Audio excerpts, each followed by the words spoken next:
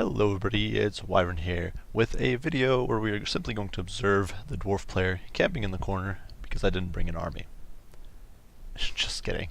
Of course we did bring an army, but we are in the Black Forest, so going in with the Skaven with a bit of an interesting build, I decided we're not going to spawn directly across from my opponent. We're going to split and we are going to try to execute a pincer.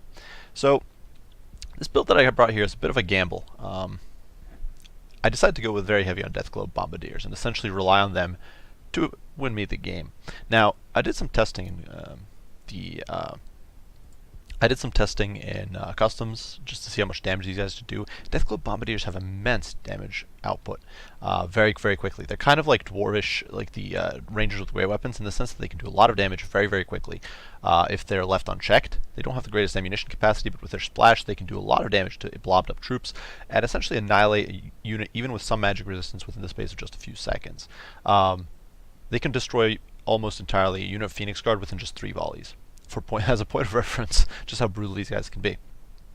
So against dwarves, who do have, this is a bit of a risk though, because dwarves they've got a built-in 25% magic resist. They can potentially bring a rune lord who drops that magic resist up to, or drops your damage up to, or improves that resistance up to 40%, and then he can get an AOE missile resist, which bumps it up to 60% resistance, which means you're basically going to do nothing. It's actually one of the reasons I always go with a Rune Lord in this mashup, but I know a lot of players are not too keen on that. They don't really bring Rune Lords very often, and I figured, why not? Let's do a bit of a gamble here. So we've got 4 Deathglobe Bombardiers, 2 on either end, we've got 2 over here, and then we've got 2 on the other end. Over here, in this flank, we do have a pocket of 2 Skaven slaves, as well as a single unit of Stormvermin to provide a little bit of eliteness here, just to hold the line, but otherwise it's just chaff. My plan is just to swing in from the flanks. That's a horrible drawing, but whatever. It's to swing in from the flanks, pincer from both sides, have my chaff time my opponent down, and then the Globadiers do their work. A unit of Radogers over here, as well as Doomveal, are providing support. We do have, once again, 2 Deathglobe Bombardiers, 4 infantry once again, but this time around there's 3 clan rats and a single unit of Stormvermin to provide some heavier sort of holding support. Quick Head Taker with all of his kit. Of course, debuffing that armor, very valuable when you've got a lot of non-AP infantry, just to get a little more damage out. And he's got trophy heads and all that, so he should be able to duel okay. And then we do have a Plague Priest who only has the Wither as well as Vermintide, so looking to just provide some additional debuffs and harassment. So regardless, we are going to kick things off, and you can see I'm immediately going to hiding in the woods. The only unit my opponent can see is the Doomwheel, though he can obviously get a bit of an educated guess of where I'm at, especially as I start moving up through the woodland.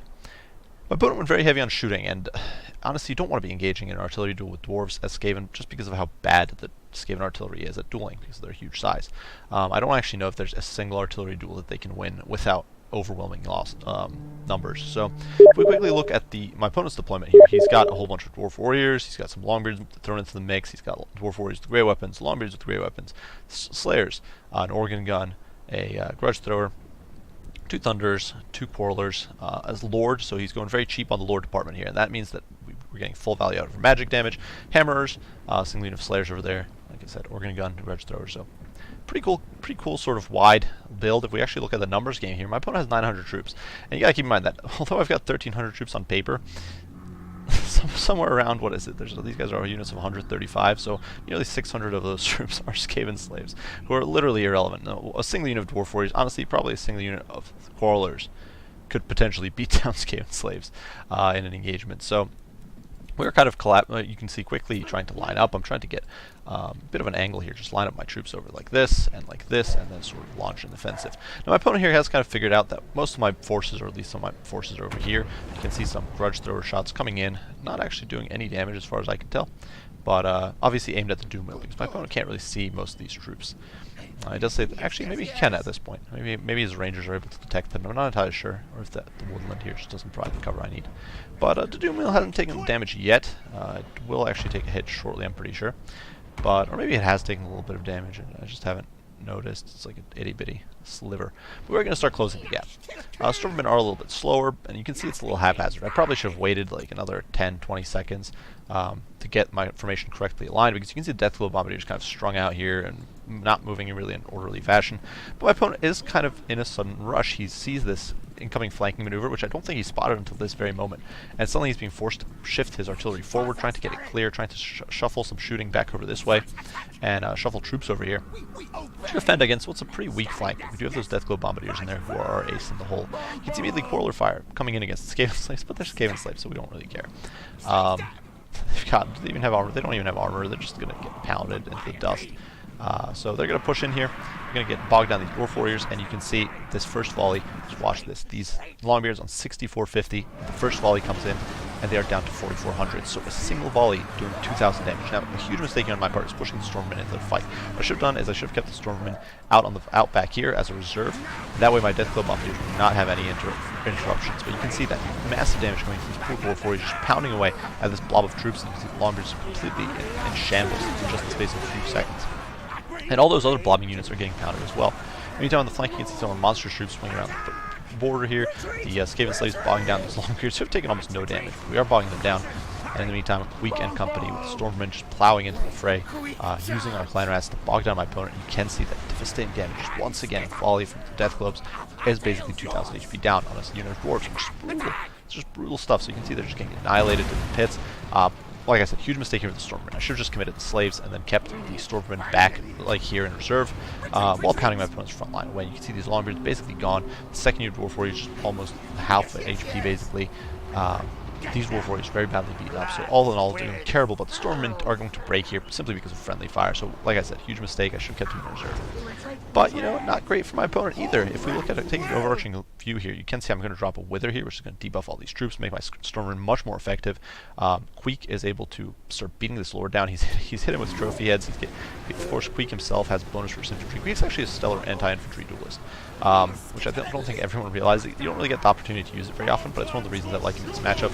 That might basically, you can see this Longbeard's down to 22 armor, basically non-existent against the Stormmen, and they're just getting pounded. Well, over here, you can see we've kind of whittled down my opponent's troops with the Deathglow Bombardiers. These Longbeards are in full retreat, and now we're going to be able to start pounding these Slayers. In a bit of a panic situation here, you can see the Slayers taking a huge amount of damage. They're actually not as susceptible to the Deathglobes as some other Dwarven troops, because they've got about 100 HP per model. A little over, and they're much more strung out, and they've got fewer models and all that sort of stuff, so they're a little less susceptible. But you can see here we do summon some clan rats, simply trying to bog these Slayers down. I was really panicking. My opponent pushed the Slayers out to go shut down the artillery or the barrage here, which he did not, thankfully for me. We can see here in the pits, my opponent just falling apart. A little bit of a problem here. The Death Globe is being forced off, and one of the cool things is these guys do have 100 HP armor, so against something like, say, Dwarf Warriors or something like Quarrelers, they're not too susceptible and take damage, but against something like Thunderers, they're definitely going to get shredded. And you can see my opponent doing a very nice job, or very nice effort here, try to shut these guys down with that handgun or that Thunder fire. It's definitely one of those risky things. I largely risk this because of the map, because of the chance here to close the gap easily, which you can't do in a lot of other maps. But at this point, you can see my opponent's line is essentially buckling. We've got dozens of kills on Poison Wind Globes. You can see I'm throwing Queek here in against the Slayers because I want these Slayers gone.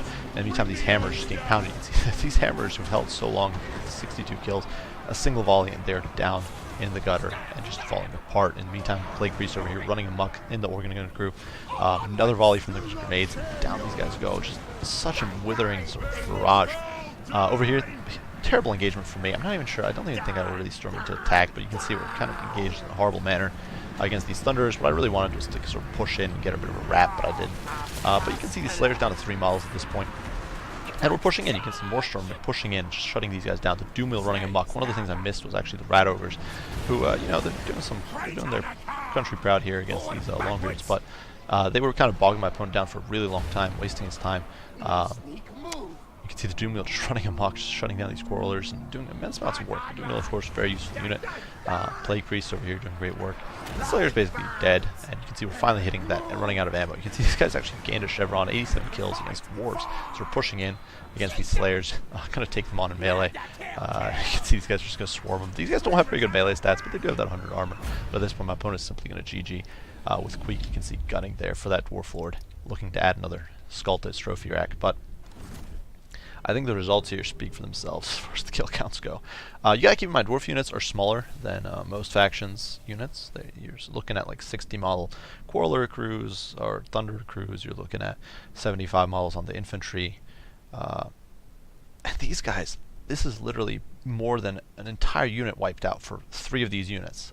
That's how much damage they were doing. Literally, the only unit here that has less than 75 models was the Slayers, and that's just brutal work. And that doesn't even count the actual kill damage they did, which was immense.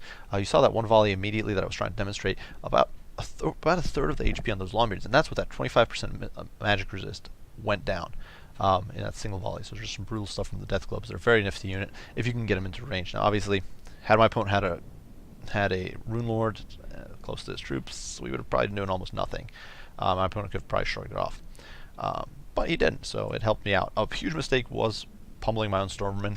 I really should have kept him in reserve. Potentially, honestly, one of the better moves here would have been to bring more Skaven slaves. Just ditch the Clan Rats completely, bring more Skaven slaves, and use them to just bog my opponent down and just grenade him into oblivion.